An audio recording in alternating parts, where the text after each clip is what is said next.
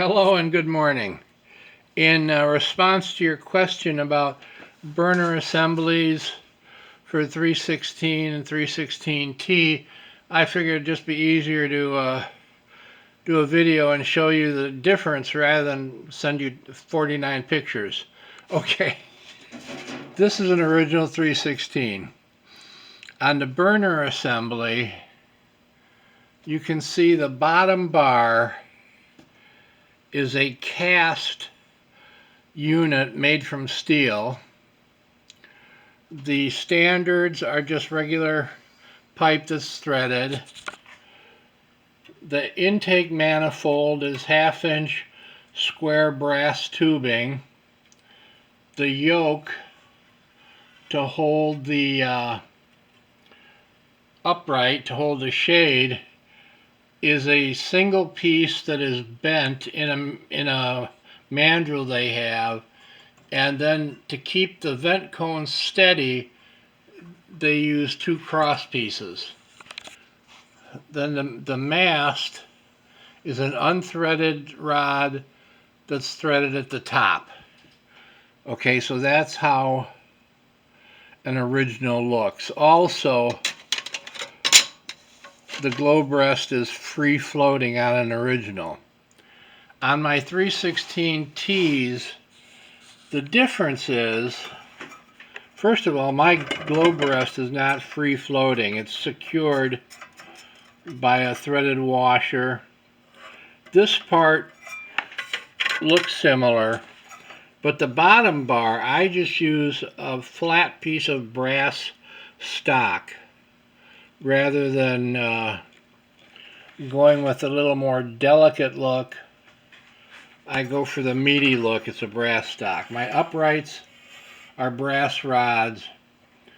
My manifold is exactly the same. It's 1/2 inch brass, but the yoke to hold the upright has squared corners. And the reason for that is it's easier for me to make those in the shop rather than set up a big, 5-ton press to bend one single piece. My vent cone spacer is a 3-legged thing like that, and then my upright mast is a piece of 5/16 threaded rod all the way up. I do that for 2 reasons. Just so mine cannot in the future be passed as original or counterfeited. I'm losing my focus. I don't know what's going on here. Anyway, I'll go on.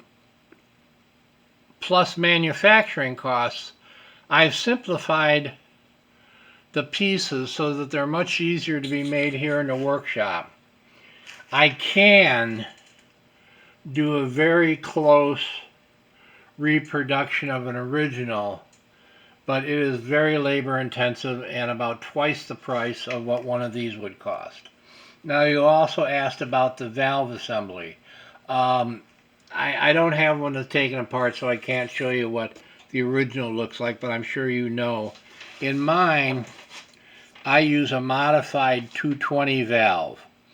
The visual difference is the 220 valve is a lot meatier than the original 316, which is more of a slender thing.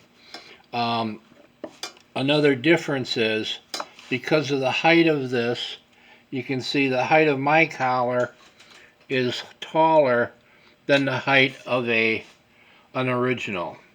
So my 316, looking back, you can see that's where I pick up the extra 3/4 of an inch in height. Now I can make top loop nuts. Let me see if I can find one here. Okay, here you go.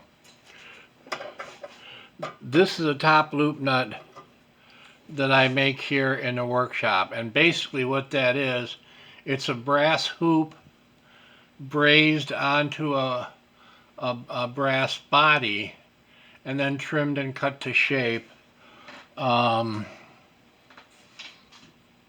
which is slightly larger than, I don't know where the other one is, slightly larger than what the original would be. So that's the difference in the burner unit I use as opposed to an original. So if you wanted to purchase it, and also I include a preheater cup, which was not on the original.